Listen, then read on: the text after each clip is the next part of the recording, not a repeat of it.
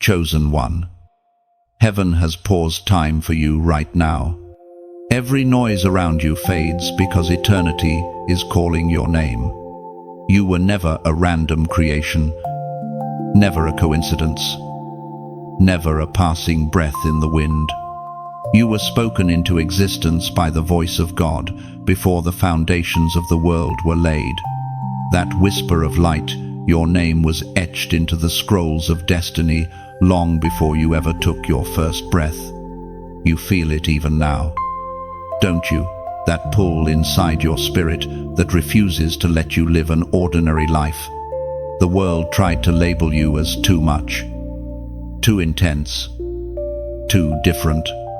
But heaven calls you set apart. From the moment you entered this world, there was a mark on your life, a divine fingerprint that darkness recognized and feared.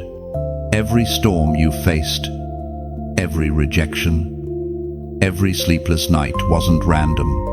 They were signs that you were marked for something greater. Listen closely. You were chosen when no one was watching. Your assignment was whispered when you were still hidden in your mother's womb. Heaven released a decree over your life, a mission that would shake realms and awaken generations. The reason you've always felt different is because you carry an eternal code written in the language of light. There were moments you asked, why me? Why the pain? The silence? The unanswered prayers? But what you thought was delay was actually divine preparation. The heavens were forging you in secret, refining your spirit, so that when the appointed time came, you would not break under the weight of glory. Every hidden season has been sacred training for what is about to be revealed. And now, that time has come. The gates of heaven are opening. The scroll of your assignment is being unsealed. You can feel it a stirring in your spirit, a trembling in your bones. Heaven is activating you now. Not next month, not next year. Now, you have been called to stand as light in a world drowning in confusion. You have been chosen to speak truth when silence becomes convenient. You have been appointed to carry love in an age where hatred sells more easily. You are the proof that God still intervenes in human history. Beloved, you are not watching this by chance. The algorithm didn't bring you here, heaven did. The Spirit of God led you here because this is your awakening moment. This is the point where destiny collides with obedience. Heaven is saying, arise, for your time has come. Do not let fear silence your calling. You may think you are not ready, but heaven says you are equipped.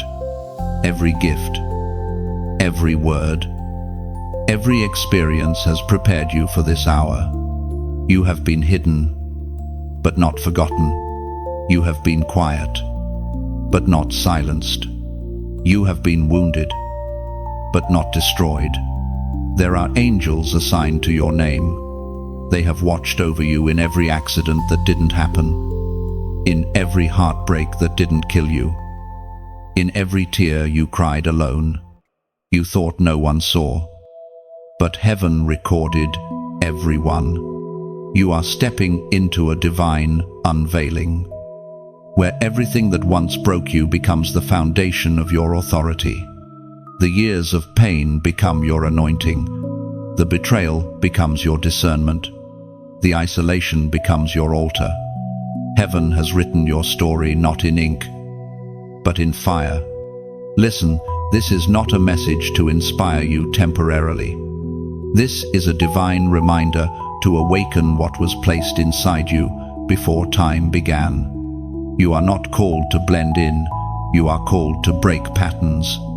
The world needs your voice, your light, your obedience.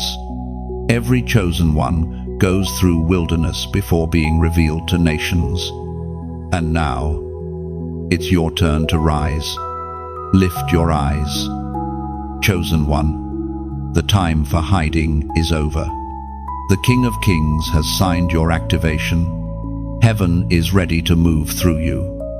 Step forward in faith, not fear. This moment is sacred. Heaven is watching to see your response. Scripture says in the Gospel of John, chapter 14, verse 27, "Peace I leave with you, my peace I give you, not as the world gives. Let not your hearts be troubled, nor afraid." If this word has touched your spirit, pause right now, take a breath, and let heaven see your agreement. Comment the number 777 below as a prophetic sign that you receive your activation. Then like, share, and subscribe so that this message reaches every other chosen one still asleep in the shadows. You remember now the silent marking of the chosen. It did not happen with noise or ceremony. There was no trumpet blast, no announcement, no crowd to witness it. It happened quietly, invisibly, like a seal pressed upon your soul by the hand of the Almighty, long before you knew your own name. Heaven already knew your purpose. You were touched by light in a darkened world, set apart without being told why. That's why you've never truly fit in, because you were never meant to. From your earliest days, something about you drew both admiration and resistance.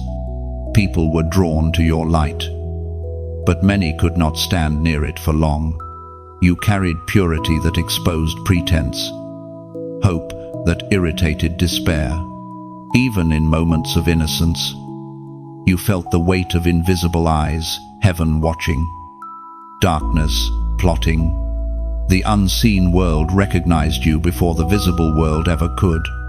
There were times when you wondered why relationships crumbled, why friends turned distant without cause, why certain opportunities slipped away. It was not rejection, it was divine redirection. Heaven hid you from places that could not contain your calling. Every closed door was protection, not punishment. Every isolation was consecration. You were not being overlooked, you were being preserved. That invisible seal, the mark of heaven, made you both a target and a treasure. Hell recognized it the day you were born. That's why the enemy sent attacks before you could even understand what spiritual warfare was. He saw the mark, the code, the potential. You were not an ordinary soul wandering through existence. You were a key in the hand of God, meant to unlock chains others could not break. The mark on your life carries authority, but also cost. Those who bear it walk a road few understand.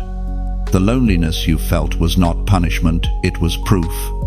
Proof that heaven had separated you from the crowd, refined you for leadership, molded you for impact.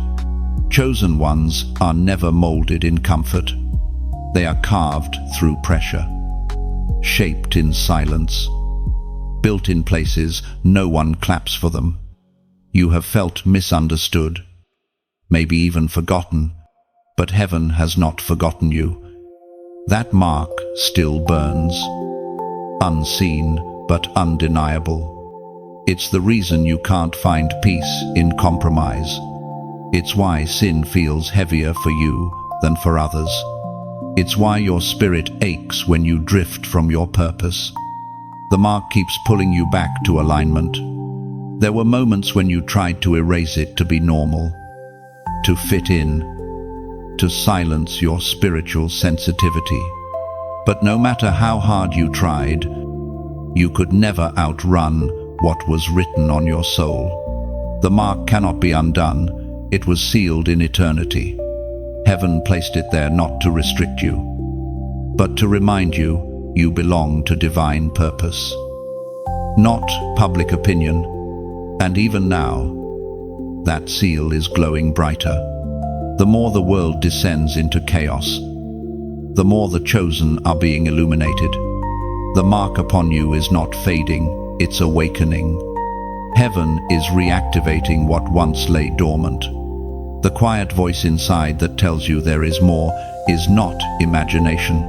It is the whisper of the same spirit that marked you long ago. This is why your battles have felt personal. Because they are. Darkness is territorial, it senses the authority within you. The attacks weren't random, they were attempts to silence the one carrying heavenly frequency. But you endured. You are still here. Still breathing. Still holding faith. That is evidence of divine preservation. Every tear you cried in secret watered the roots of your calling. Every night you felt forgotten was a rehearsal for your revelation. The mark on your life does not promise ease, it promises victory. You will rise not because you are strong, but because you are chosen. Heaven will not allow what is marked by light to remain buried in darkness. Now, pause and let this truth sink in. You have always been known. Before the first breath, before the first heartbreak, before the first failure, you were already seen, already sealed, already loved. The same hand that shaped galaxies placed its signature upon you.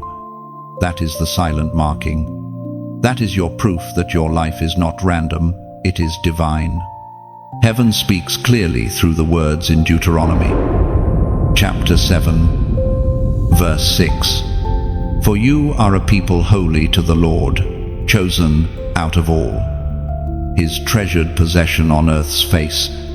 That single verse echoes through eternity, a reminder that your story began in the mind of God. You are not becoming chosen, you have always been chosen. The world is only now catching up to what heaven decided long ago. The war for your identity has been raging since the day heaven whispered your name. You may not have realized it, but every battle you faced was not about what you lost, it was about who you are. From the moment heaven marked you, hell began to strategize ways to make you forget that identity. The attacks weren't about your past or your possessions, they were about your purpose. You were born carrying a name known in heaven and feared in hell. That name is not the one people call you, it's the identity God wrote over you before you were formed. But darkness has worked relentlessly to make you doubt it. The enemy knows that if he can distort your identity, he can delay your destiny. That's why confusion, rejection, and insecurity have followed you so closely. They were never coincidences, they were weapons. Every time someone told you that you weren't enough, that your dreams were unrealistic, that your voice didn't matter, it was not just human words. It was spiritual warfare disguised as opinion. The enemy wanted you to bury your light beneath layers of doubt and self-silencing. He wanted to convince you that humility means invisibility, when, in truth, heaven designed you to shine. Your identity has always been your greatest treasure. It carries your authority, your confidence, your divine permission to move mountains. That's why it's been under constant attack. From the lies you believed as a child to the voices that echoed through heartbreak, every one of them aimed to fracture how you see yourself. But chosen one, the real you cannot be destroyed. You were born of fire, not fear. Remember those nights when you cried and said, "I don't even know who I am anymore." Heaven heard that cry. And do you know what God whispered in that moment? "You are mine." That whisper broke through the noise of confusion and became a compass pointing you back to truth. Even now, the battle continues not with swords or shields, but with thoughts, emotions, and words. The mind has become the battlefield. The enemy does not have to destroy your future if he can make you doubt your identity. That's why you must guard your mind like sacred territory. Don't allow every voice to enter. Don't let every opinion define you. The world will try to rename you. It will call you unworthy, unstable, forgotten, or broken. But heaven still calls you chosen, royal, redeemed, and unstoppable. Every false label that people tried to stick to your soul is falling off right now as truth rises within you. You are not who the world says you are. You are who heaven declares you to be. There's a reason why darkness fears you. It's not because of your achievements, it's because of your identity. Hell remembers the sound of your name in the spiritual realm. You are dangerous to darkness because when you walk in identity, you walk in power. When you remember who you are, chains break, curses reverse, and atmospheres shift. Don't let shame rewrite your story. Every mistake, every weakness, every scar, heaven already accounted for it. Your flaws don't cancel your calling, they qualify you for grace. The real war was never about your performance, it's about your perception. Will you see yourself through the eyes of failure, or through the eyes of the Father chosen one? It's time to reclaim your name. Speak it with conviction.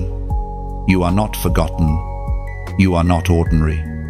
You are not lost, you are becoming. Every battle that tried to destroy you was training you to recognize what you carry. You were meant to walk through fire so that others could find light through your survival. You've reached a turning point. Heaven is restoring what was stolen: your confidence, your identity, your voice. The confusion is clearing. The fog is lifting. The real you is emerging, the one that hell tried to bury under lies. You are stepping out of falsehood and into truth. And when you walk in truth, you walk in freedom. As the apostle reminds us in his letter to the Ephesians, chapter 2, verse 10, "For we are God's masterpiece, created in Christ Jesus to do good works, which God prepared in advance for us to do." Let those words settle in your soul. You are a masterpiece, not a mistake. Every flaw is part of a greater design. You were crafted intentionally, with purpose running through your veins. Heaven looked at you and said, "This one will carry my light into dark places." Now, if this message resonates deep within your spirit, declare your awakening in the comments. Type, "I remember," just 2 words, but powerful enough to shake the atmosphere. When you write it, you're not just typing, you're making a prophetic declaration that you are reclaiming your true identity. Heaven watches when the chosen ones agree with truth. You are no longer lost in confusion. You are rising in remembrance. The war for your identity is ending in victory. The mark upon you still stands. The fire still burns. And heaven still calls your name. The training in hidden valleys, that's where every chosen one is shaped. Not in the applause of the crowd, but in the silence of obscurity. Before you ever carry a crown, you must learn to carry the cross of preparation. Heaven does not train warriors on platforms, it trains them in secret. And though it felt like isolation, what you called abandonment was actually the classroom of destiny. You remember the seasons when nothing seemed to move. You prayed, but heaven was quiet. You tried, but doors stayed locked. You looked around and saw others being promoted, while you were left in the same place, wondering if God had forgotten your name. But what you couldn't see was that heaven was working beneath the surface. While you were waiting, God was building something far more valuable than opportunity. He was building endurance. It's in the valley that heaven strips away everything false. Pride dies there. Dependence is reborn there. You stop relying on recognition and start craving revelation. You stop performing for approval and start positioning for purpose. Every hidden season was heaven protecting your character so that your calling would not destroy you. You may not have realized it then, but your tears were watering your roots. Every time you cried out, every moment you wanted to quit but didn't, heaven recorded it. The valley became sacred ground. The angels saw you when no one else did. God was not absent, He was near, chiseling strength into your spirit, preparing you for battles only the mature can fight. The valley teaches you patience. It slows your pace so you can recognize divine timing. It teaches humility because you learn that human effort cannot force open divine doors. And when the silence stretches longer than expected, you realize that the silence itself is a test of trust. Will you still believe when you can't feel? Will you still obey when you don't understand? Those are the questions that separate the called from the chosen. Many give up in that place. They mistake delay for denial. But those who stay, those who endure, are the ones heaven reveals itself to. Because when you are faithful in the valley, heaven can trust you on the mountain.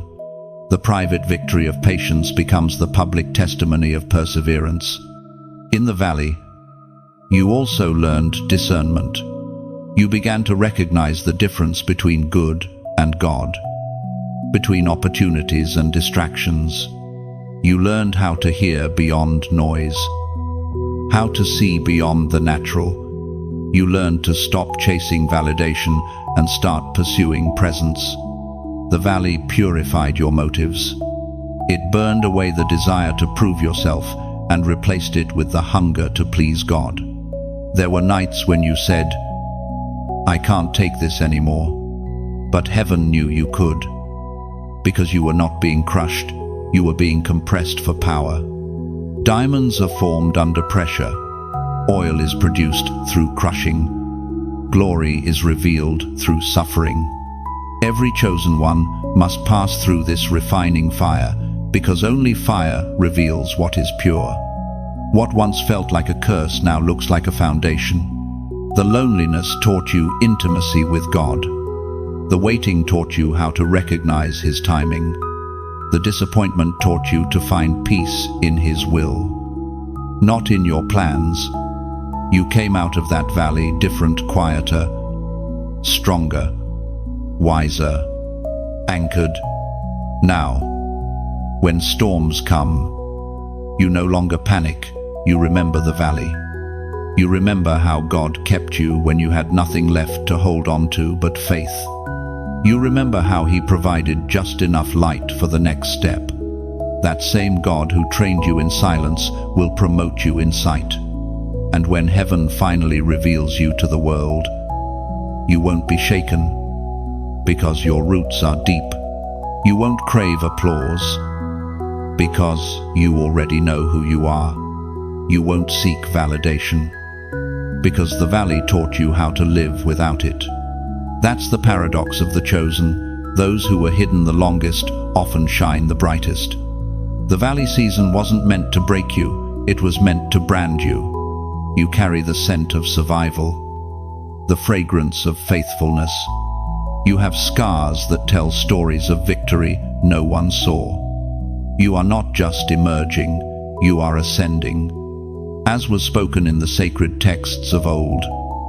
In the first book of Peter, chapter 5, verse 10, "And the God of all grace, who called you to His eternal glory in Christ, after you have suffered a little while, will Himself restore you and make you strong, firm and steadfast."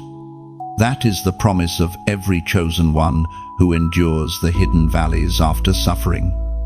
Comes strengthening after stillness, comes sending after obscurity, comes elevation. Heaven has not wasted your pain. Every lonely season was preparation for visible purpose. Heaven's surveillance and hell's fear. This is where everything you've endured starts to make sense. You were never walking through the fire alone. Every tear that slipped down your cheek was witnessed by angels. Every silent prayer you whispered into the darkness reached heaven's throne room. Even when you felt unseen, you were under divine observation. Heaven never lost sight of you. Think of it this way: your life has been a divine chessboard.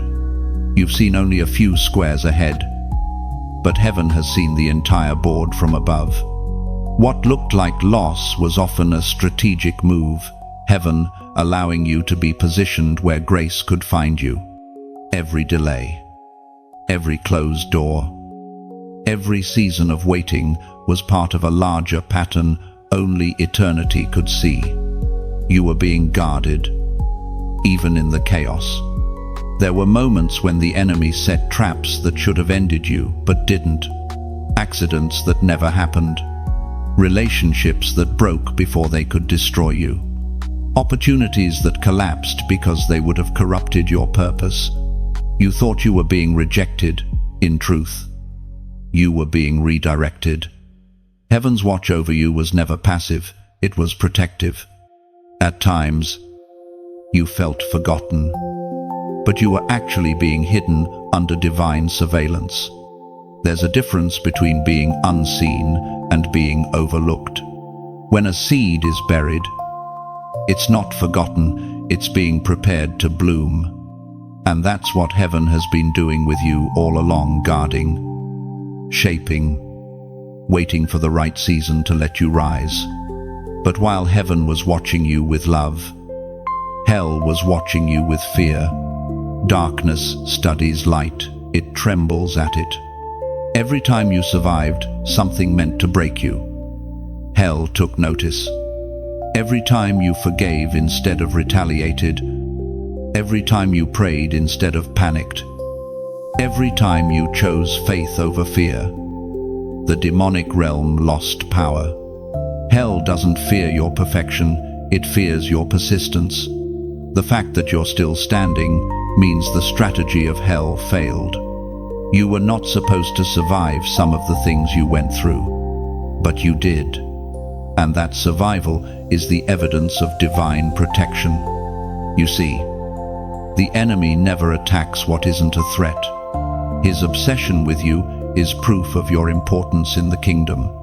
The resistance you faced is confirmation of the assignment you carry. Heaven has its eyes on you, but so does hell. And that's why the warfare has been so intense. You're not being punished, you're being proven. Picture yourself as a lighthouse in the middle of a storm. The waves crash. The winds howl. The darkness presses in, but you stand, unmoved, sending out beams of light to those lost at sea. That's what your presence does in this world. It reminds others that light still exists. And even when you feel weak, heaven looks down and sees victory forming, because the watcher of your soul never sleeps. Heaven's gaze is not cold surveillance, it's parental love. God has been tracking every step, arranging every connection, and even using your missteps to lead you back to alignment. The Word of God declares in the book of Psalms, chapter 32, verse 8, I will instruct you and teach you in the way you should go. I will counsel you with my loving eye on you. That loving eye has never left you. You may have wandered, doubted, or broken down, but heaven never lost your signal. Even in your lowest moments, you were being watched not with judgment, but with mercy. You are still guided by the same love that created galaxies. Now, think of how many others feel what you once felt alone, unseen, misunderstood. Maybe they're one message away from remembering that heaven still watches them too. That's where your voice matters. When you share light, you multiply it. When you pass hope forward, Heaven uses your story as a beacon for someone else's night. So, if this message stirred something inside you, if you felt that pull of recognition in your spirit, pause for a moment. Breathe in deeply. You're not here by accident. This is one of those divine intersections where heaven reaches through a screen to remind you you are seen, you are guided, you are loved. And if your heart agrees, then help this light travel further. Like this message, not as a routine, but as an act of gratitude. Share it as if you're sending out a flare to another soul lost in their storm. Subscribe so that each time heaven releases a new word, you'll be among the first to receive it, because the same eye that watches you also leads you into divine timing. You are not a spectator of miracles, you are one in progress. Heaven's gaze is still upon you, and hell still trembles when you rise. When destiny starts to stir, everything inside you begins to shift.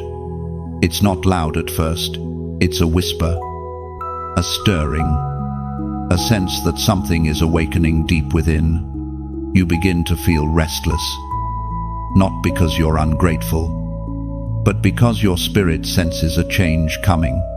The comfort that once felt right now feels too small. You are being stretched, prepared for expansion. Chosen one. This stirring is not confusion, it's activation. Heaven is shaking what was asleep. The gifts you thought had faded, the dreams you buried, the passion you lost, all of it is being resurrected by divine breath.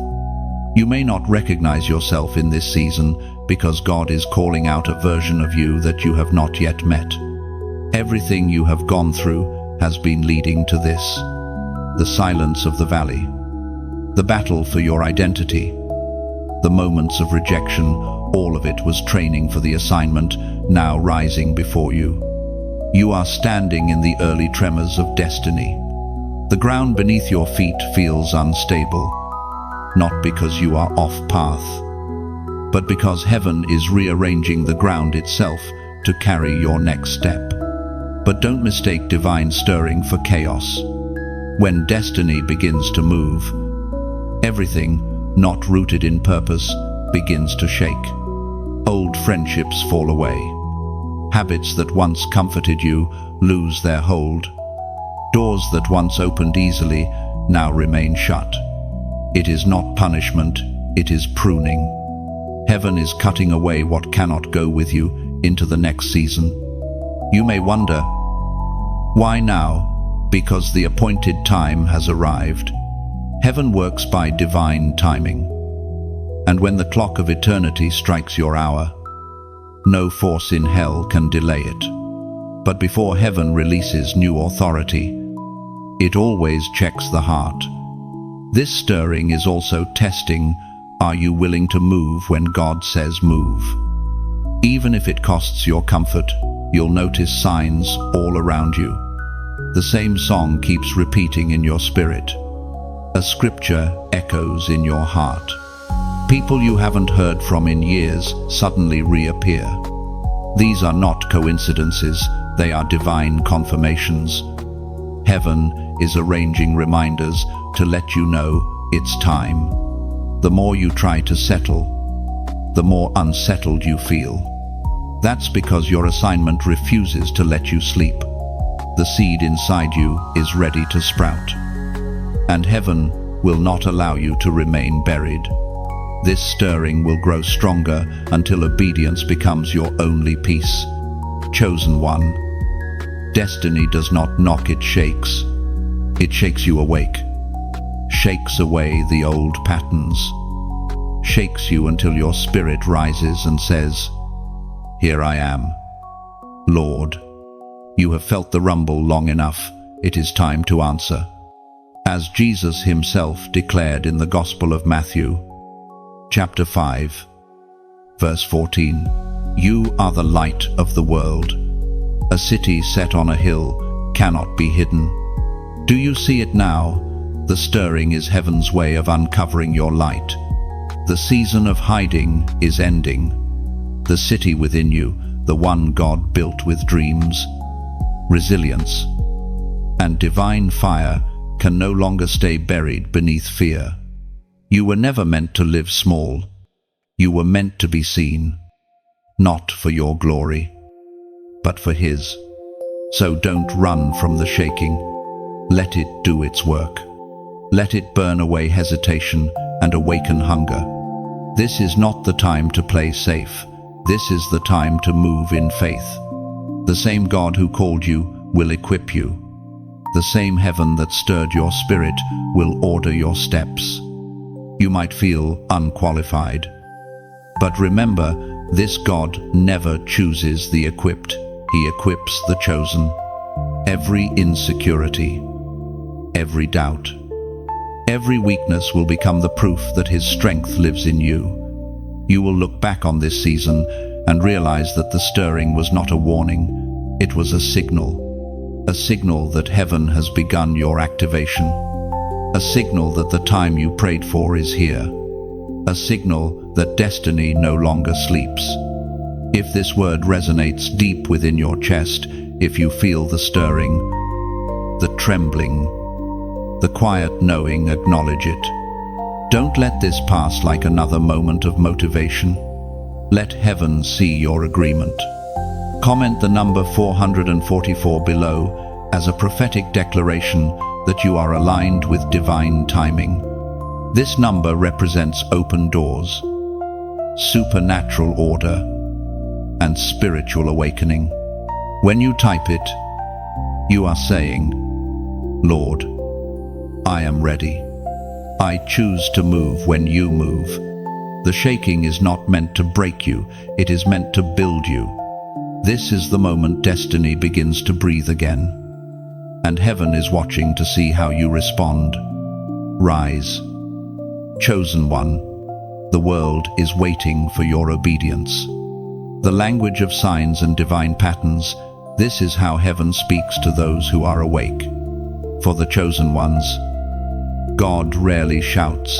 He whispers through patterns, numbers, dreams, and small coincidences that refuse to feel random.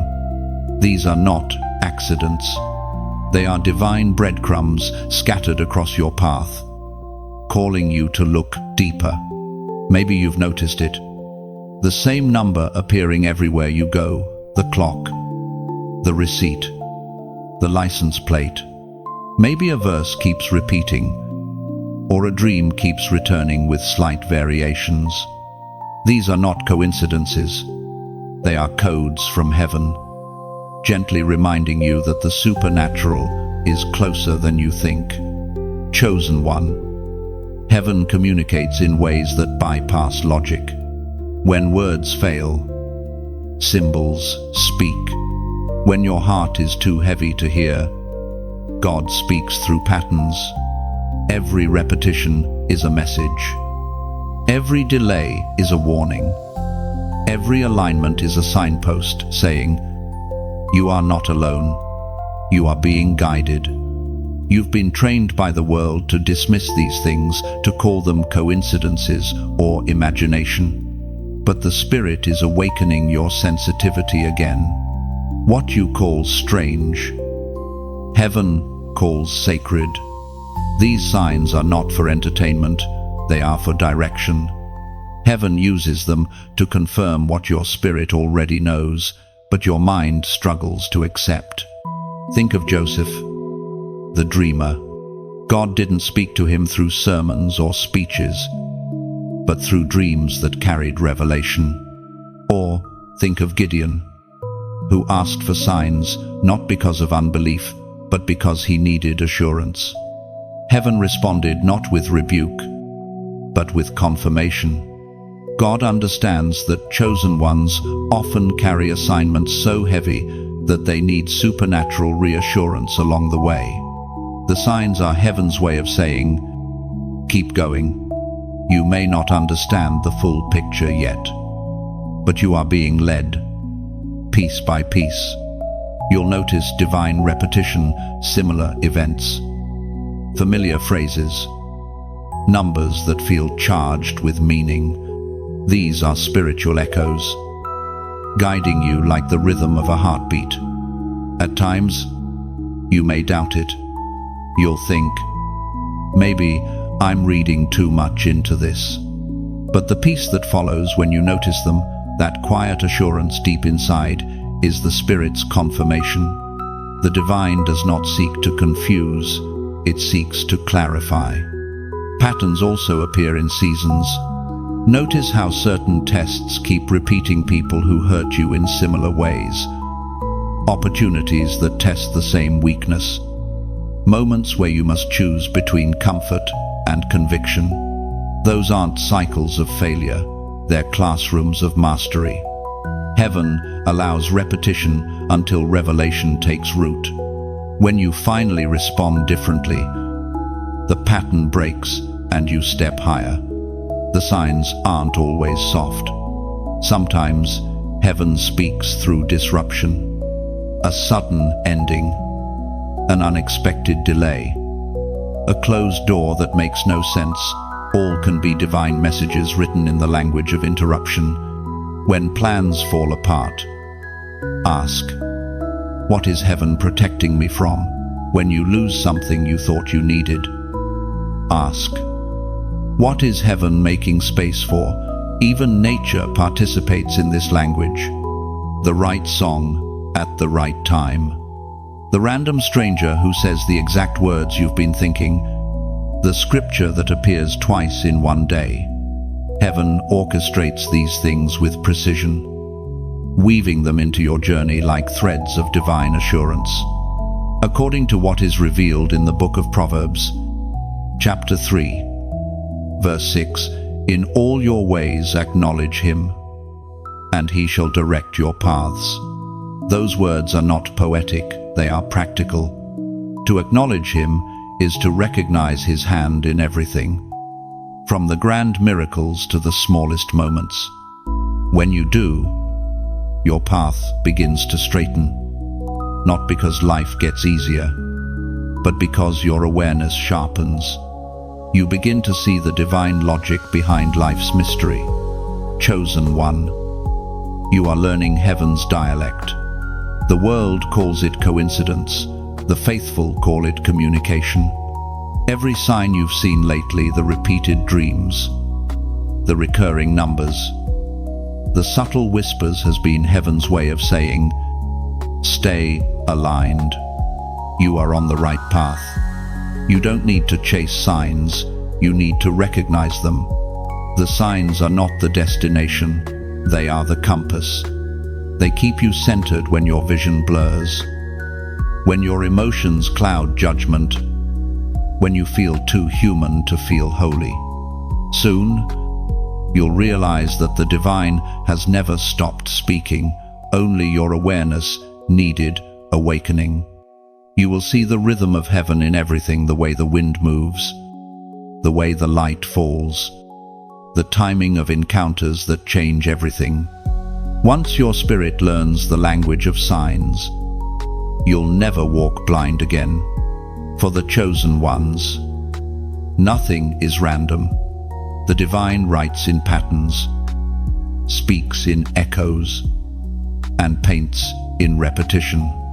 You only need to look, listen, and remember, heaven has been speaking all along. The covenant of the few, this is the mystery that ties the chosen together. It is not an earthly alliance, not a gathering born of convenience or popularity. It is a bond forged in spirit, recognized not by the eyes, but by the heart. You begin to sense it when you meet someone and your soul says, I know you, even though your mind insists you've never met. That's the whisper of recognition among the marked ones. Heaven never sends you alone into battle. Though your training may be solitary, your mission is collective. There are others scattered across the earth who carry the same frequency, the same divine fire. You may not know their names, but your spirits resonate. They are the covenant keepers, the hidden army of light who move quietly yet powerfully, fulfilling divine assignments in their own corners of the world. This covenant is not formed through human agreement, it is written in heaven's ink before time began. God wove the chosen ones into a tapestry of destiny. Each carries a piece of the pattern. Alone, you shine. Together, you blaze. The enemy's greatest fear is not one chosen soul. It is a gathering of awakened ones walking in unity, humility, and obedience. The covenant is recognized through spiritual resonance. You will know them not by appearance or status, but by the sound of their spirit. They speak life when others gossip. They carry peace when others bring chaos. Their presence feels like home, not because of familiarity, but because their spirit is tuned to the same frequency of heaven as yours. When the chosen connect, the atmosphere shifts. Prayers accelerate. Dreams awaken. The air becomes charged with divine energy because heaven delights in unity. But make no mistake, this covenant is costly. To walk in it, you must shed pride, jealousy, and competition. The chosen do not compare crowns, they collaborate for kingdom. This is why you may have lost certain relationships recently. Heaven removed those who could not handle your next level. It was not cruelty, it was alignment. God is surrounding you with those who see you not for who you were, but for who you are becoming. The new connections entering your life are not coincidences, they are part of this covenant. And understand this, not everyone who says they are for you carries your spirit. Some admire your light, but do not understand its source. The covenant of the few requires discernment. You must learn to recognize who is sent by heaven and who is drawn by curiosity. Those who are truly assigned to you will sharpen your purpose, not distract it. The covenant is both protection and power. When you are weak, they carry you in prayer. When you are weary, they remind you who you are. When you start to forget your assignment, they speak heaven's language back into your ears. This sacred circle is not built on convenience, but on calling. It's not about comfort, it's about mission. Chosen one. This covenant is heaven's answer to isolation. You are not meant to walk alone forever. You needed solitude for preparation, but you will need alignment for manifestation. The covenant of the few is heaven's way of multiplying your reach. Where one can chase 1,000, two can chase 10,000. Together, you move with exponential authority. Even now, heaven is orchestrating divine appointments, souls who will recognize your fire and not fear it. Some of them you will meet soon. Others you will meet through divine timing. But when you do, you'll feel that deep inner knowing. This one carries what I carry. Do not underestimate the power of this connection. Entire movements are born from the union of two obedient hearts. The covenant of the few is how heaven changes history. God does not need a crowd, he needs alignment. Just as David found Jonathan, Elijah found Elisha, and Ruth found Naomi, you too will find those heaven designed to walk beside you. We are reminded through the writings of David in the Psalms.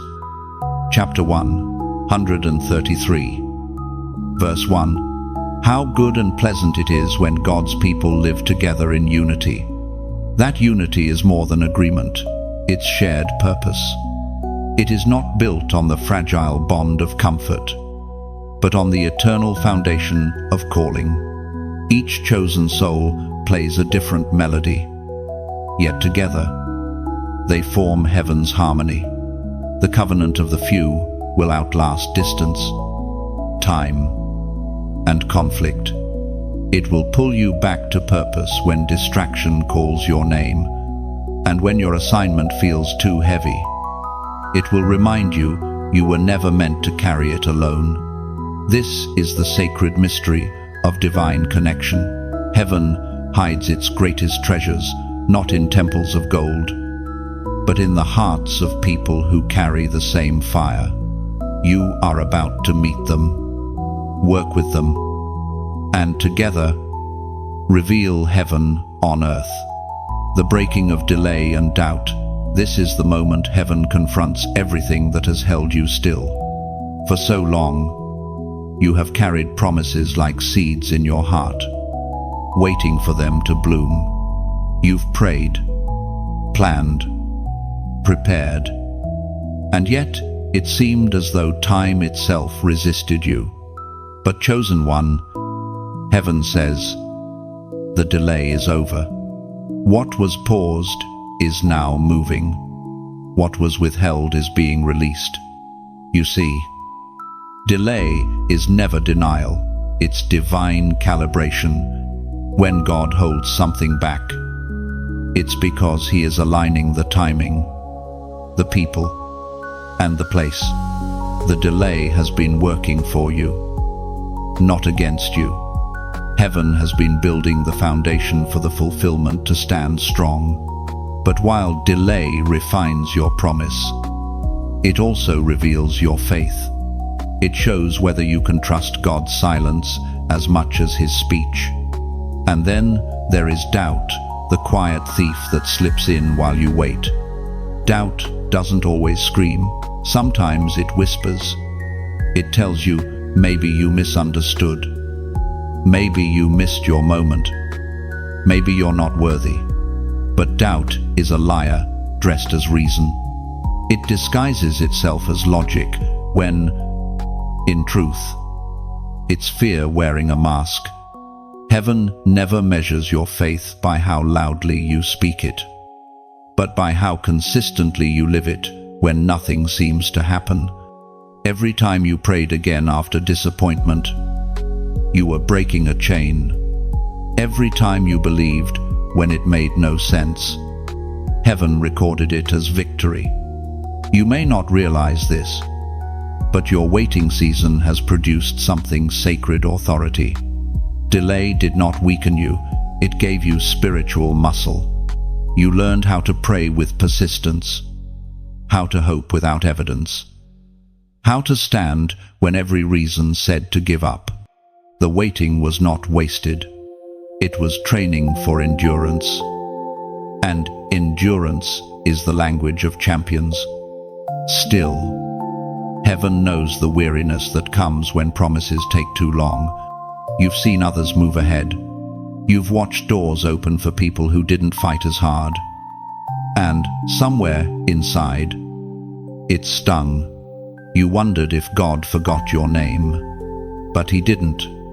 The silence was not rejection, it was strategy.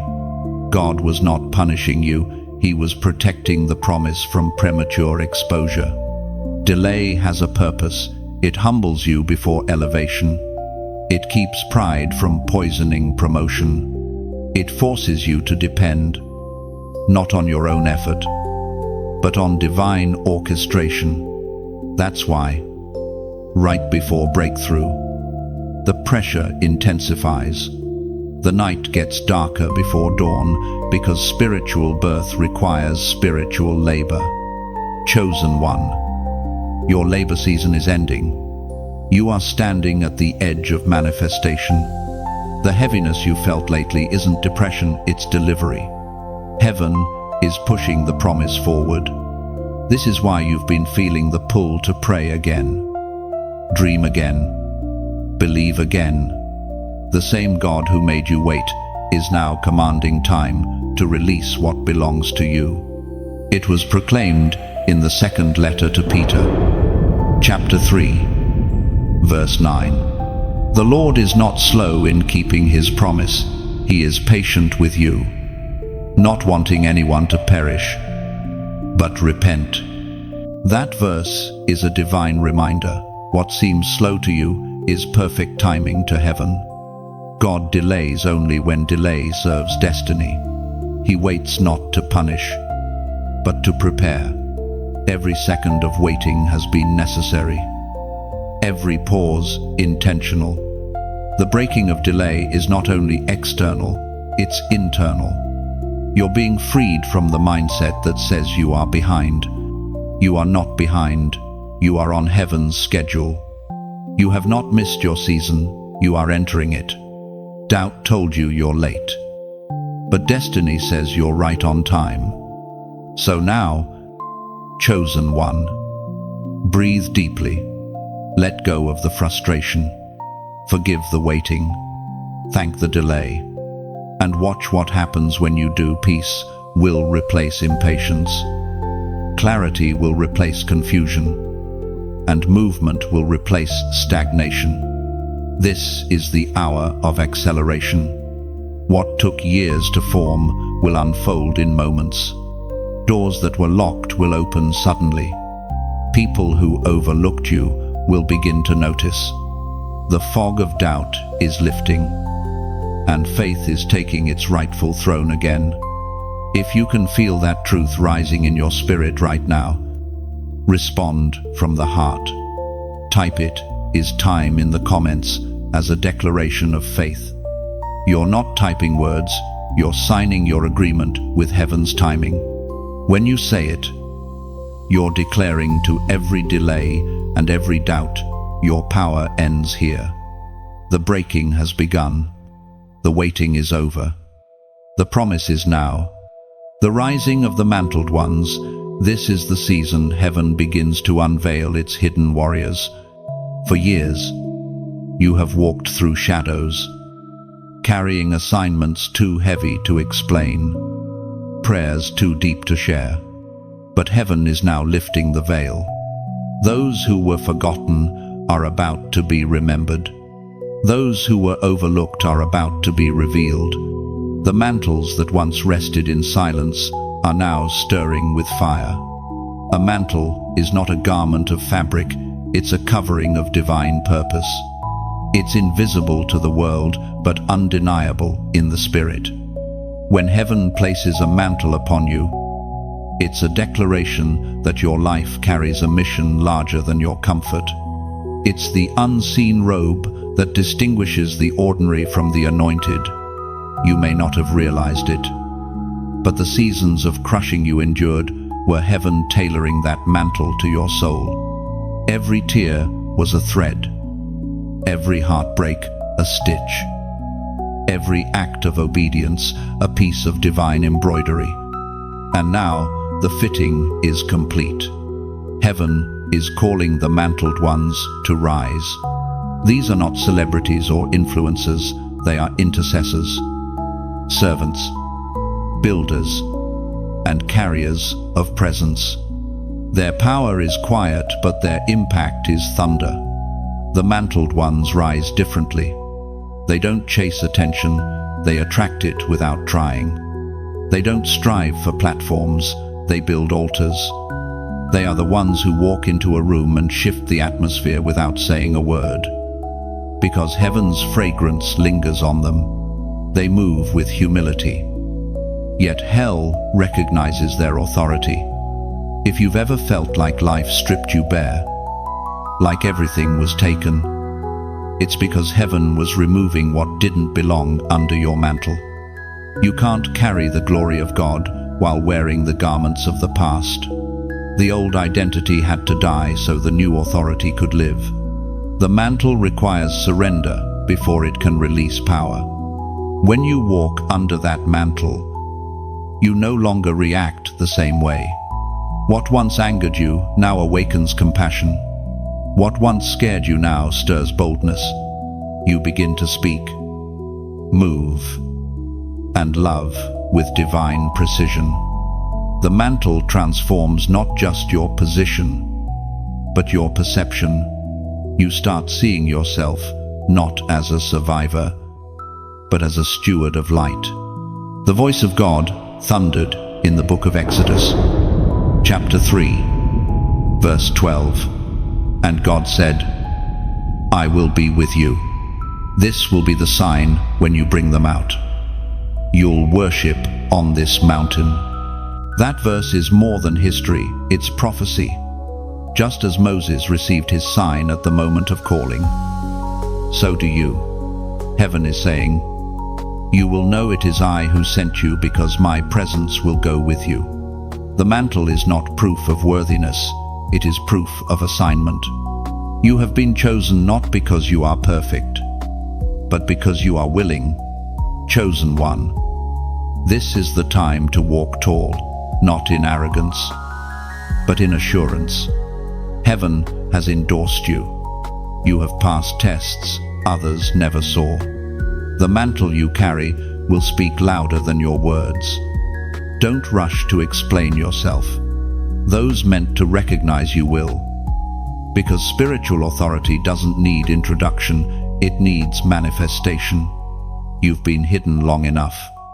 It's time for the mantled ones to take their places in classrooms, in offices, in churches, in families, in nations. Heaven is sending light into every sphere through people like you. You don't need a microphone to minister. Your obedience is your message. And as this message finds you, let it remind you, you are not alone in this rising. There are thousands awakening at this very moment, all carrying their own mantles, their own assignments, their own divine missions. Together, you are forming the army of light that will reshape this generation. If your spirit feels that holy stirring right now, if you feel that warmth in your chest, as if something inside is being confirmed, take a breath. Let gratitude fill you. Then, as an act of agreement, help this word travel. Like this message, if it mirrors your story, share it as a way of spreading light to those still waiting in their shadows. Subscribe not just to a channel, but to a calling to remain part of a flow of words that awaken, equip, and remind you of who you are. You are not watching by coincidence. Heaven arranged this encounter because the mantle is ready, and the moment has arrived. Step into your rising. Chosen one, the world needs the light you've been carrying in secret. Your voice as a heavenly weapon, this is where your authority is revealed. For too long, you have underestimated the power that rests on your tongue.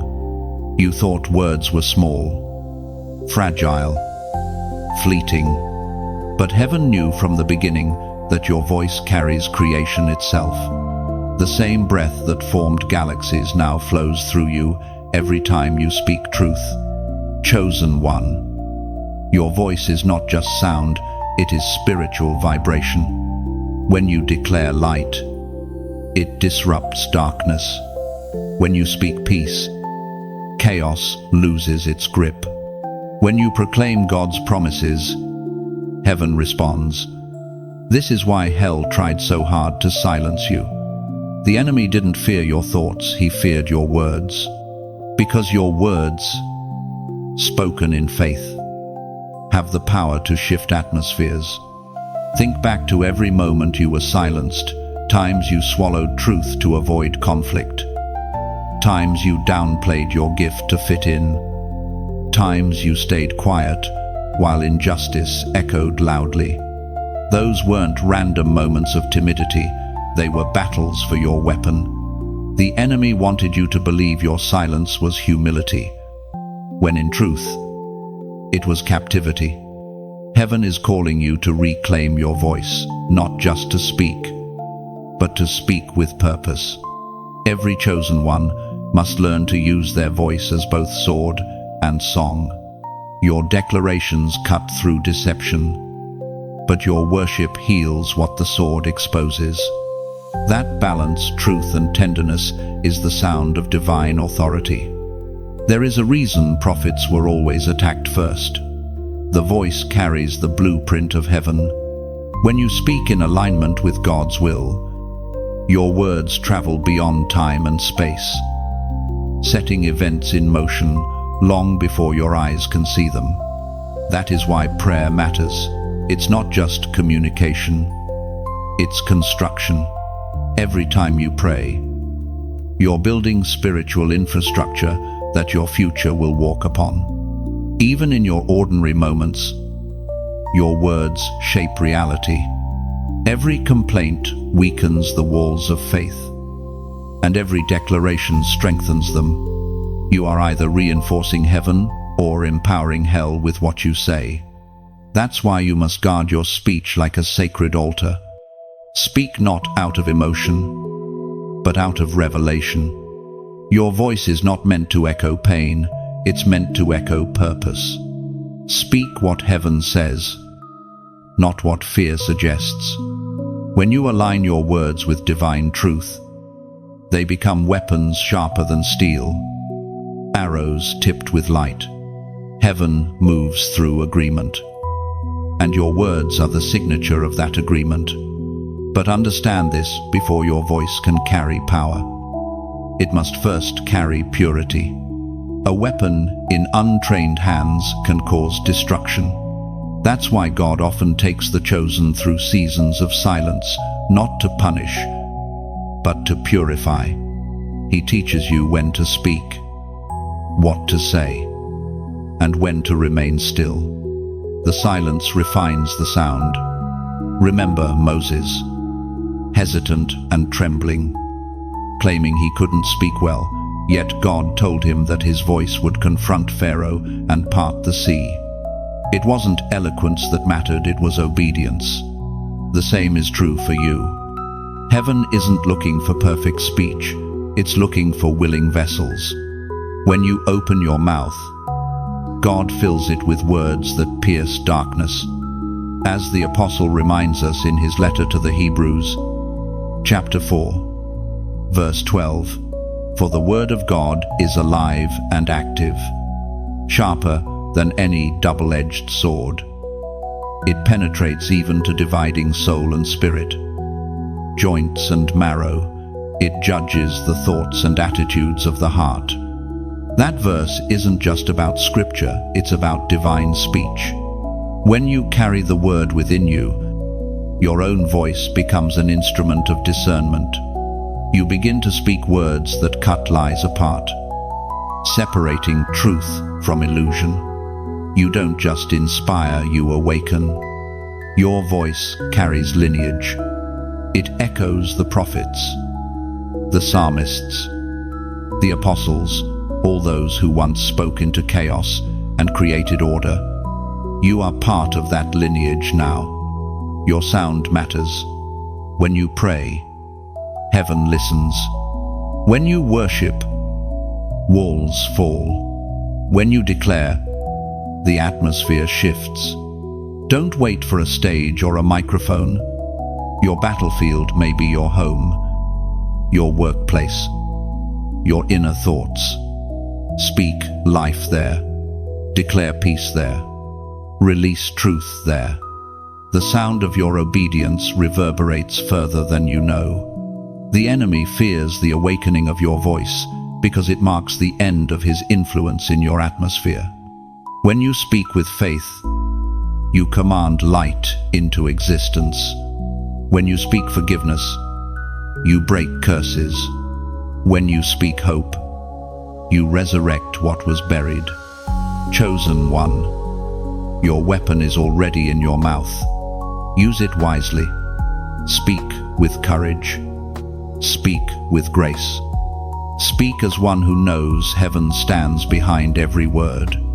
For in your sound lies a piece of eternity.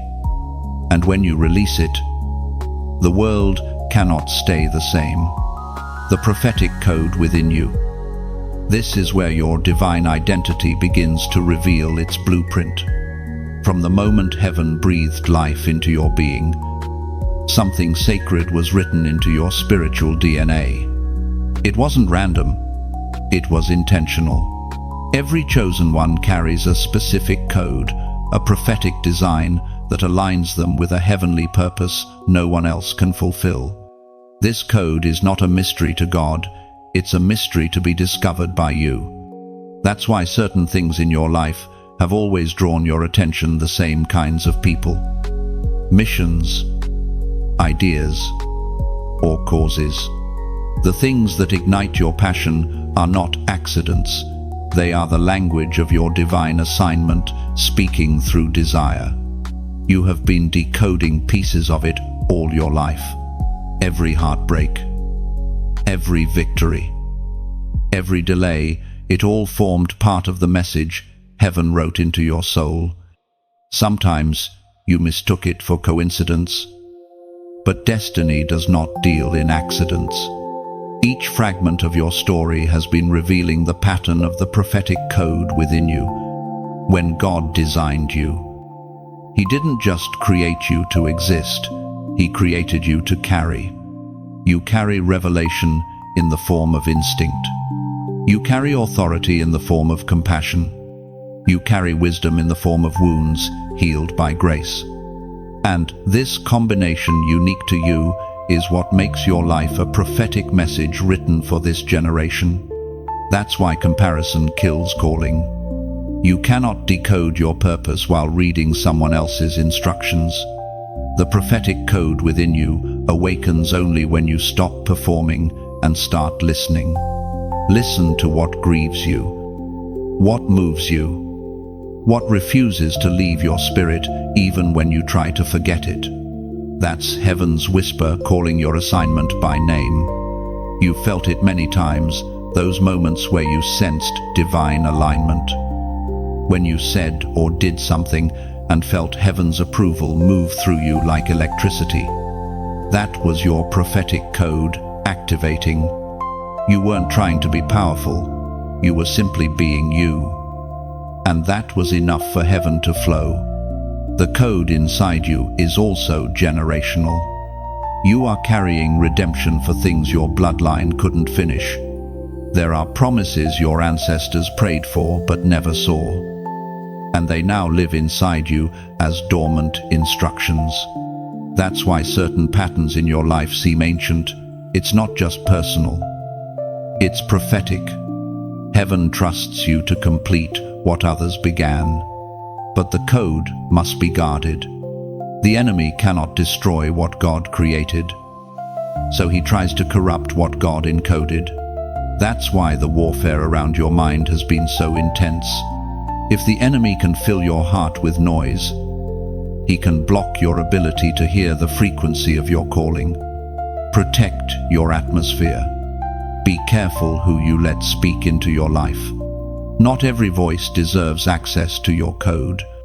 As the Apostle Paul wrote in his letter to the Romans, chapter 12, verse 6, we have different gifts, according to the grace given to each of us. That simple truth unlocks something profound. Grace is personalized. The gift in you is not general, it's specific. Your grace is shaped like your destiny. You don't have to fight for what's yours. You only have to walk in alignment with it. Heaven's code cannot be stolen. It can only be silenced by disobedience or disbelief. Now, you may feel like you've only discovered fragments of your calling so far. Don't rush the process. The code unfolds in layers, like the petals of a flower opening in its own time. Each season reveals another piece. The delays you've endured weren't obstacles, they were revelations waiting for maturity. When you pray, when you dream, when you create, heaven reads your obedience as cooperation. Each yes you give sends a signal through realms, aligning you more fully with your original design. The more you obey, the clearer your prophetic code becomes. You are not waiting for destiny to arrive, it's waiting for you to recognize it. Every step you take in faith awakens something ancient, something written long before the foundations of the world. You are not learning who you are remembering who you've always been. So pause now and take this in. Feel the truth of it vibrating in your spirit, the sense that something in you is unlocking. That warmth, that pulse, that knowing it's your code responding to heaven's call. If you feel that alignment, if your spirit whispers, "This is me," don't ignore it. Mark the moment. Comment the number 555 below as a prophetic sign of divine transformation. That number represents change ordained by heaven, shifts that align you with your true spiritual architecture. When you type it, you're not just reacting, you're acknowledging that heaven's code within you is awakening. Chosen one. What you carry is not small. You are the continuation of a divine conversation that began before you were born. Heaven is still speaking through your life, and the world is about to hear its sound. When heaven tests loyalty, this is the place where the path of every chosen one narrows. It's not the test of skill or strength, it's the test of allegiance. Before heaven entrusts you with influence, it measures your heart's fidelity. The test does not come through applause, but through silence. It comes not when everything is thriving, but when everything seems uncertain. That's where heaven watches who you serve when no one is watching. Loyalty in divine terms isn't proven by words, it's revealed through endurance. It is one thing to love God when prayers are answered quickly, but another thing entirely to love Him when heaven seems quiet. The test of loyalty is not about what you do when you feel God near, but what you continue to do when His presence feels distant. There have been moments when you wondered, why the silence, why the delay, why the distance? But those were the laboratories of loyalty.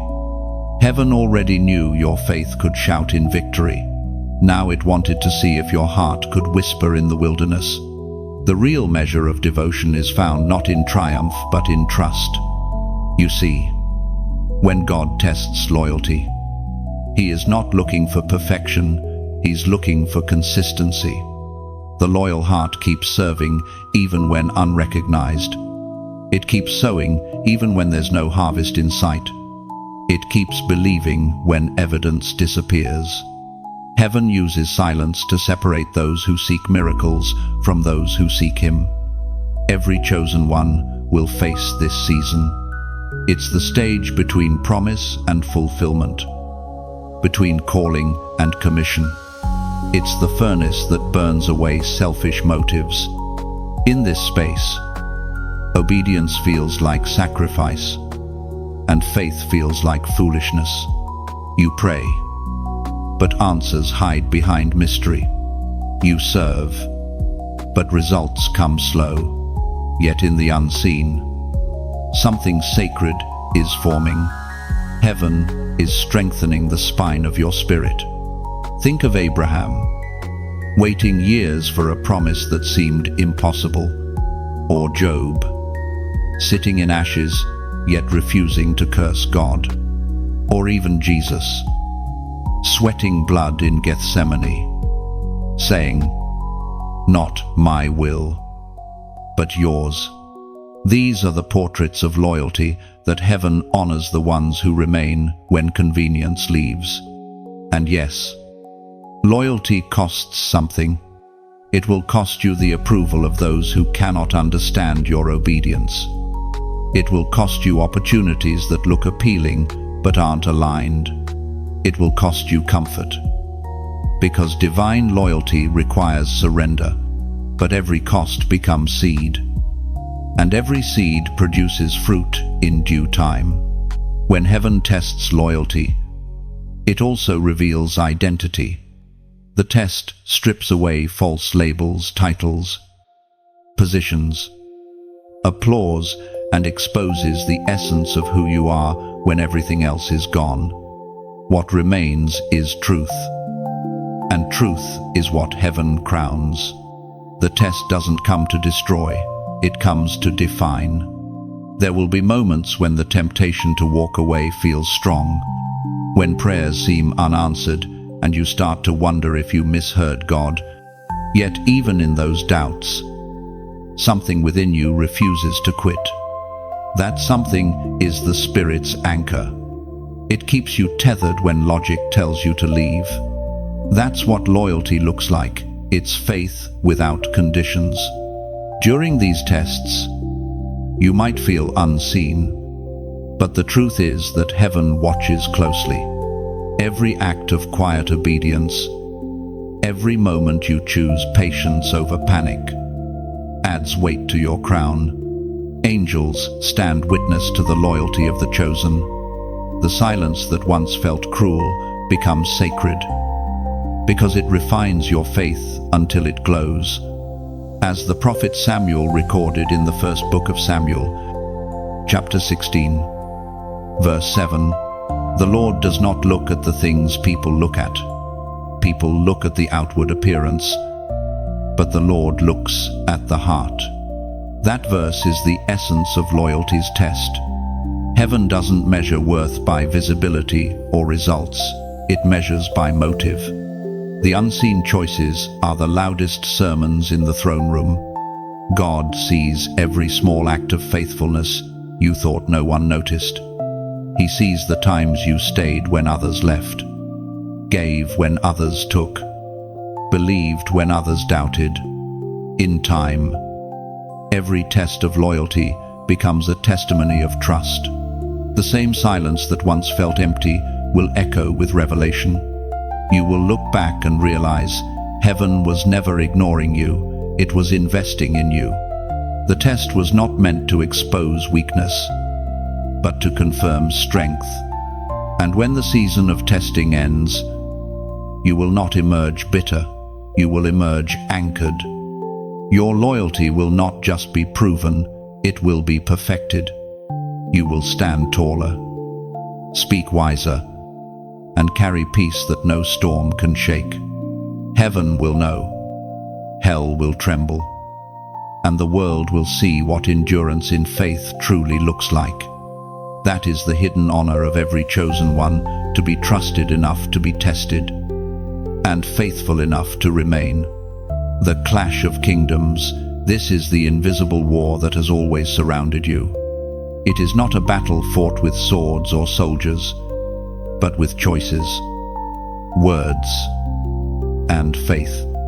The kingdoms of light and darkness are not distant realms. They collide within and around you every day. Every time you choose forgiveness over anger, truth over comfort, purity over corruption, heaven advances. Every time you surrender to fear or deception, darkness gains ground. The war is constant, yet its weapons are unseen. Chosen one. The reason your life has never felt simple is because you were born into conflict. The mark of heaven on your spirit automatically drew the attention of hell. You are not fighting for identity, you are fighting from it. The moment you were chosen, you became a target, because your obedience threatens everything darkness built. This clash is ancient. It began long before your lifetime, when pride rose against purpose and rebellion tried to dethrone glory. That same rebellion still moves through the world, through systems that twist truth, through hearts that trade light for influence, through voices that call good evil and evil good.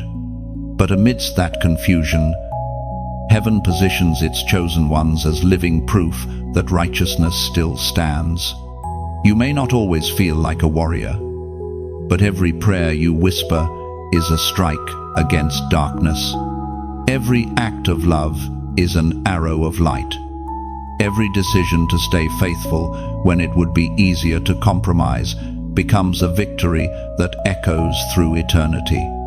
The clash isn't only cosmic, it's personal. It happens in your thoughts, your motives, your conversations, your relationships. Heaven's kingdom advances through small acts of obedience that seem invisible but carry eternal weight. There have been days when you've felt torn, part of you yearning for peace, the other weary from warfare. But understand, this peace doesn't come from escaping battle, it comes from winning within it. The clash of kingdoms is not meant to destroy you. It is meant to reveal what kind of power you carry. You wouldn't be attacked this fiercely if you weren't dangerous to darkness. Sometimes the war intensifies right before a breakthrough. That's when confusion rises. Distractions multiply, and your emotions feel like storms. But the increase in warfare is a sign of impending victory. Darkness fights hardest when it's losing ground. The enemy doesn't waste energy attacking what isn't rising. If the battle around you feels louder lately, it's because your light is expanding. This is where discernment becomes your shield. The clash of kingdoms isn't always obvious. It can appear as opportunity, as flattery, as comfort that leads to compromise. Not every open door is divine. Some are traps disguised as blessings. You must learn to recognize the difference by listening to the peace within. If the Spirit's peace leaves, pause. Heaven's path never requires you to betray your conscience. Even the simplest things, your attitude, your habits, your entertainment, your words are battlegrounds. Darkness feeds on distraction. Light thrives on devotion. That's why the world tries so hard to numb you. It floods your senses with noise so you forget that you are part of a divine war where every decision carries consequence. But the moment you remember, the moment you choose awareness again, the kingdom of God gains strength through you.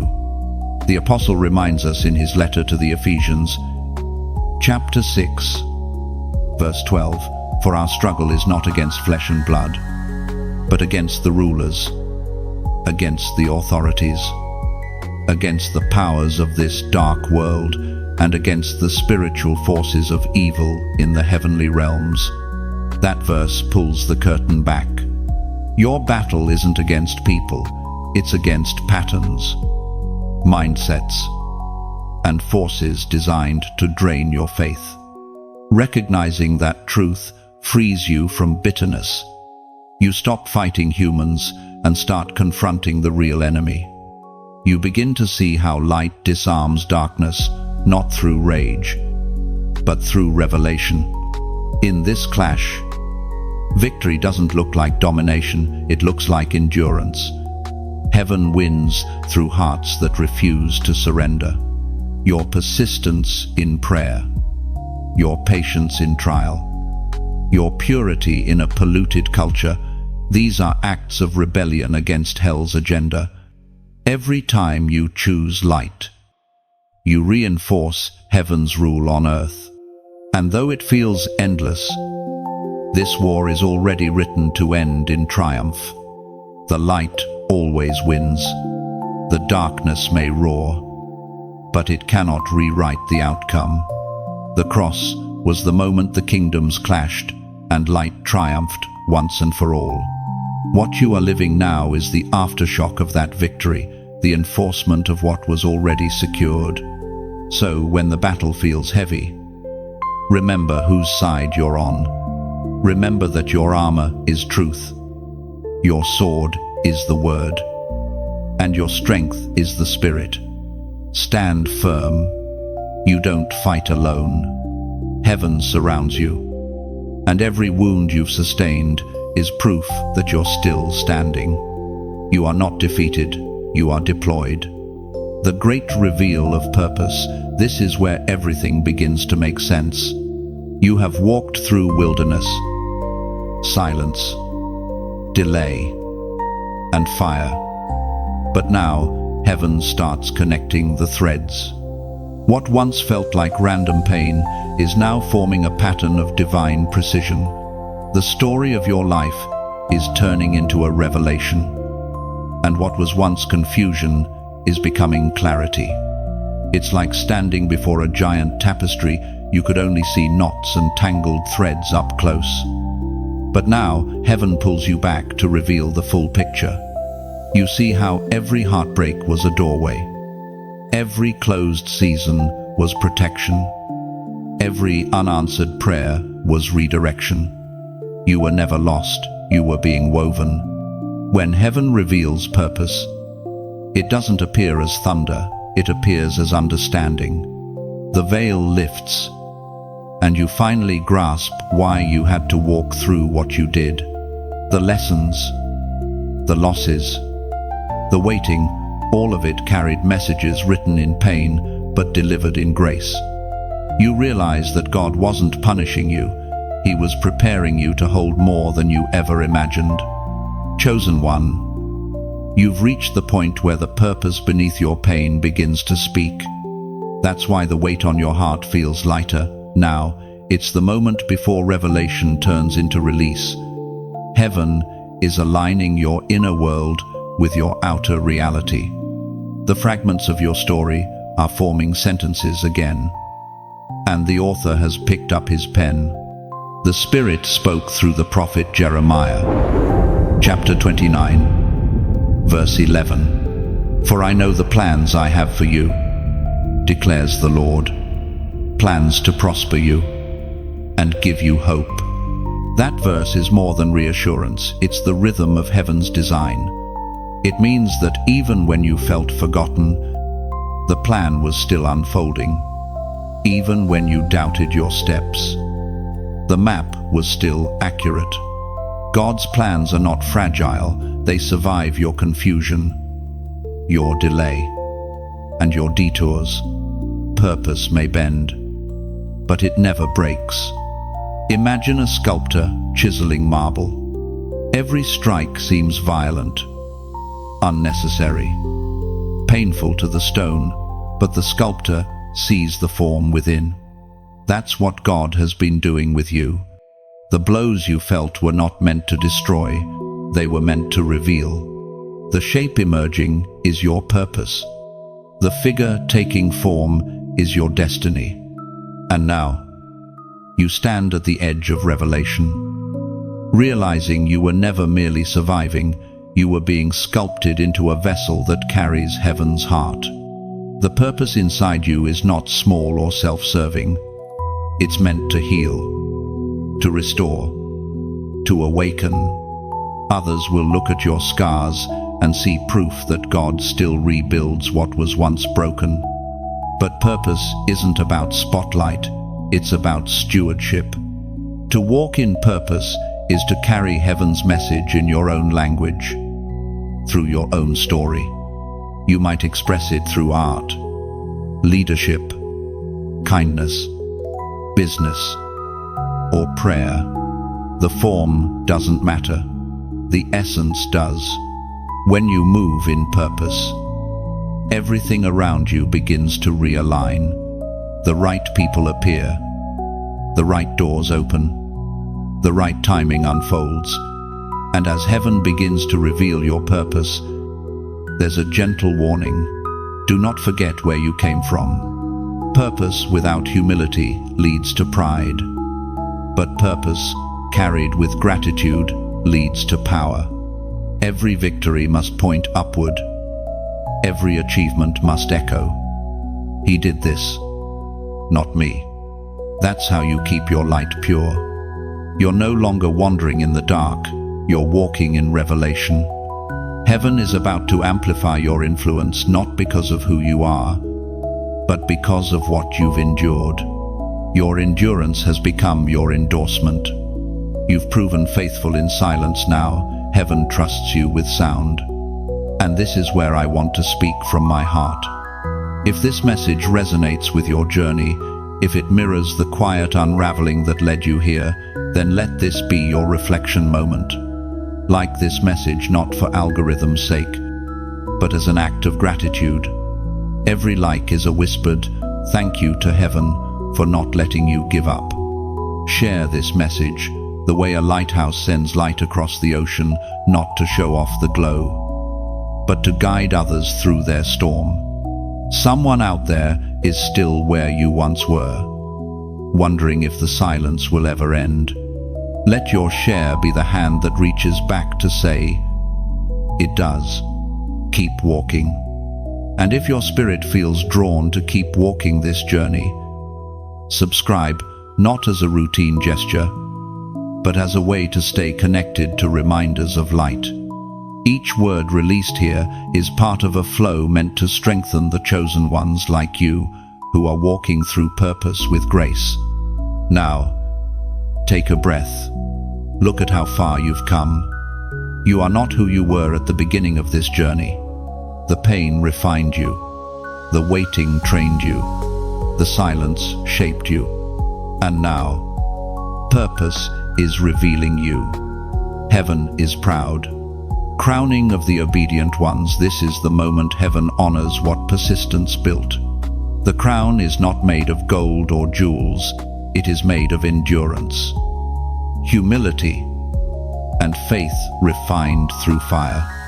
It is invisible to the world, but radiant in the spirit. When heaven crowns you, it is not rewarding perfection, it is celebrating obedience.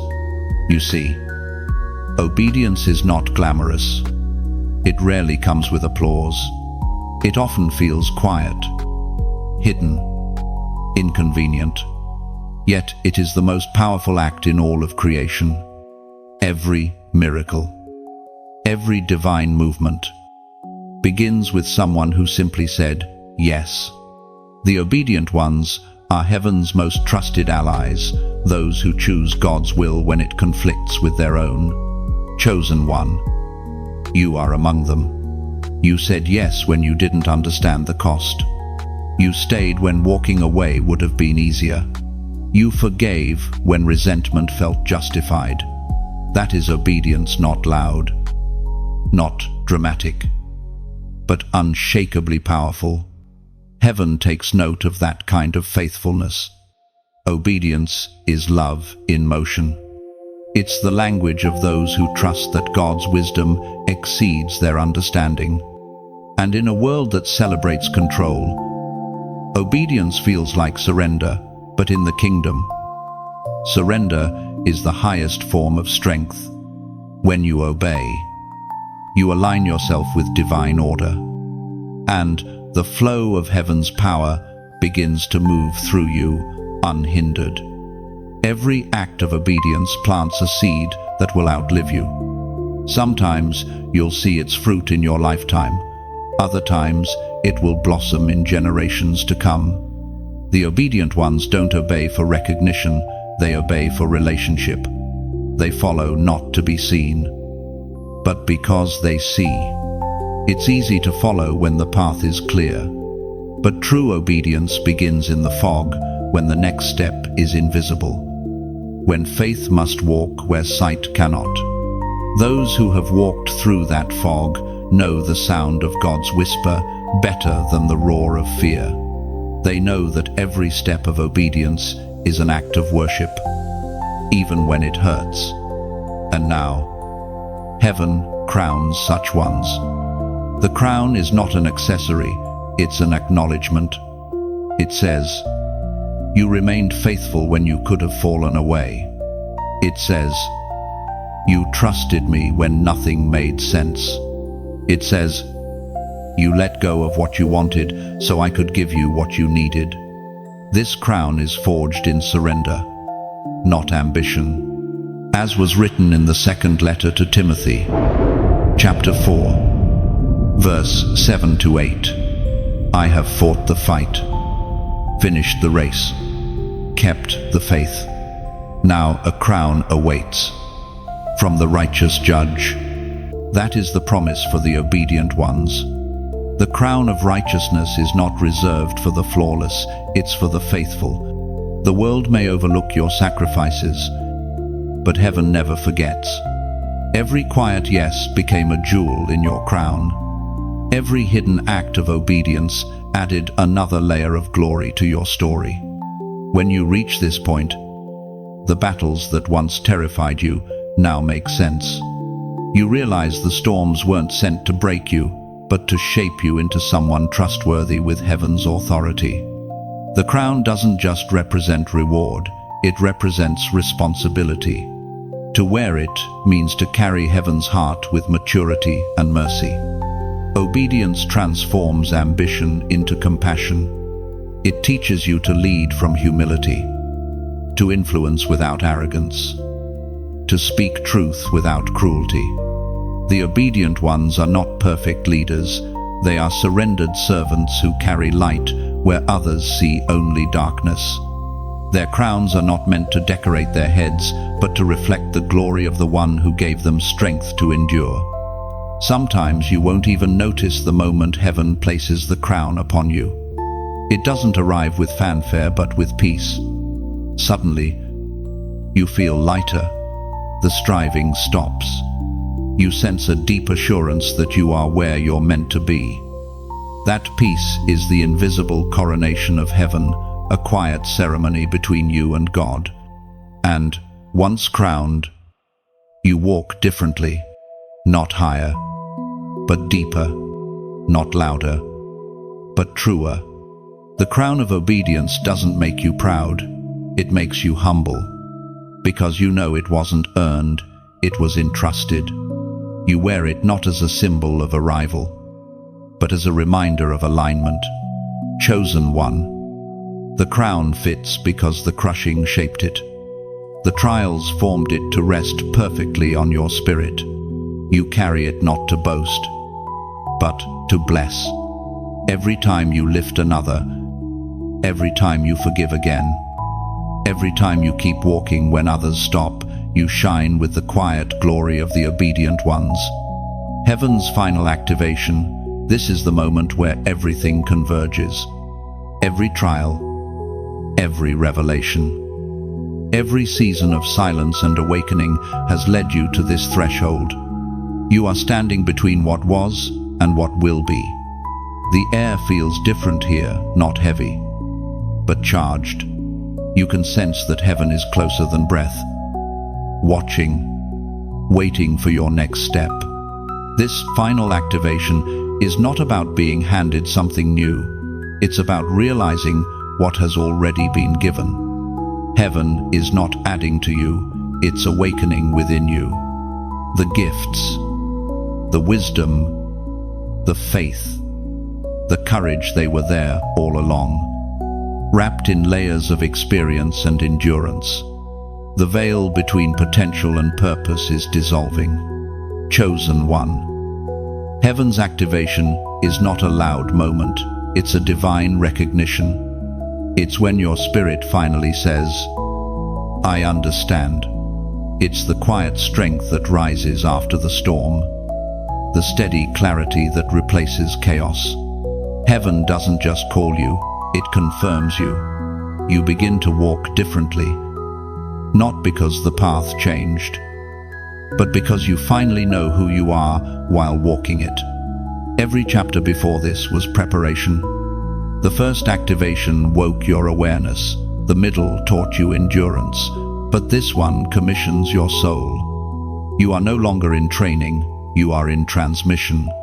The lessons are no longer separate, they have merged into a singular rhythm, the pulse of divine purpose. You've noticed it, haven't you? The restlessness that once felt painful now feels prophetic.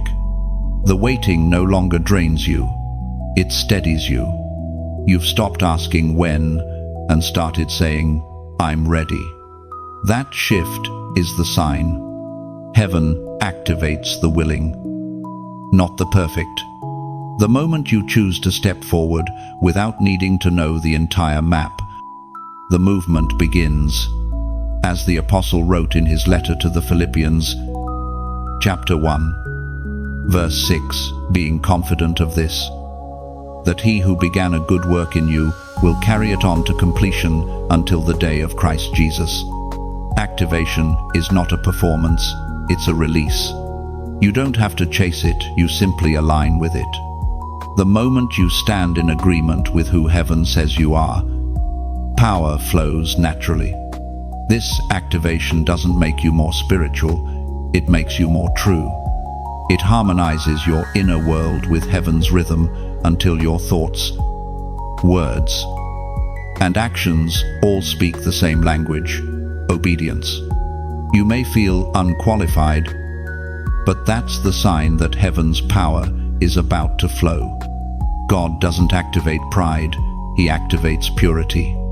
He doesn't empower the ones who claim control, but the ones who surrender it. Every yes you whispered through trembling lips has built a bridge between heaven and your destiny. That bridge is complete now. The time for walking begins. There's a stillness that follows activation. It's not inactivity, it's focus. Heaven's warriors don't rush. They move with precision. You will begin to see divine timing unfold with ease. Conversations you've prayed for will suddenly appear. Doors that were once sealed will open without force. Opportunities that felt impossible will align naturally. Because heaven no longer needs to push you, you are already moving in sync. And as this activation deepens, you'll notice that your perception shifts. You stop seeing challenges as threats and begin seeing them as invitations. The question changes from why me to what can heaven reveal through me here. That is the maturity of the chosen, the ability to stand in any atmosphere and remain unmoved. You have become what heaven intended all along, a living conduit of divine presence. You are no longer waiting for miracles, you are one.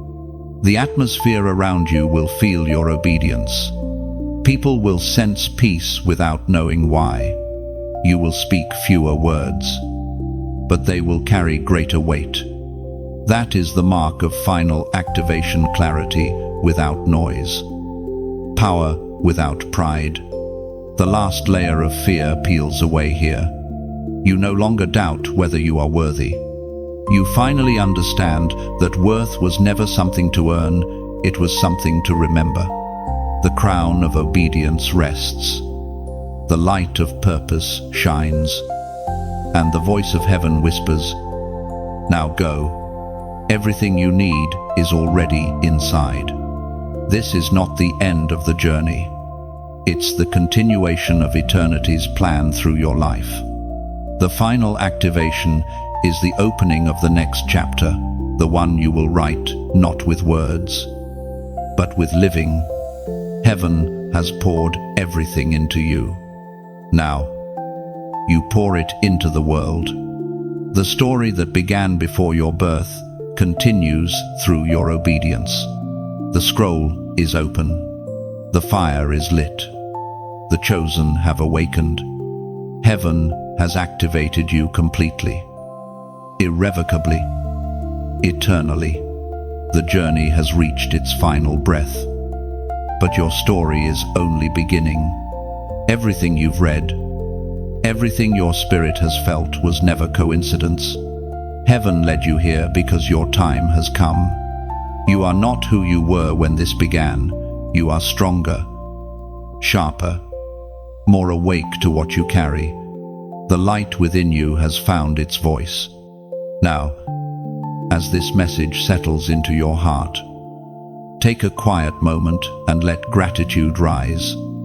If these words have stirred something deep in you, if they've reminded you of who you are, then let your agreement echo in action. Like this message as a small act of worship, a way of saying, "I receive it." Share it not for recognition, but because someone else out there needs to remember that they too are chosen, that heaven has not forgotten them. And when you comment, let it be your declaration. Write what resonates, what you've learned, what has awakened. Every word you share adds another spark of light to the collective fire of the chosen. Finally, subscribe if your spirit desires to keep walking this path. Stay close to the flow, where each message becomes another breath from heaven, reminding you you are called, crowned, and unstoppable.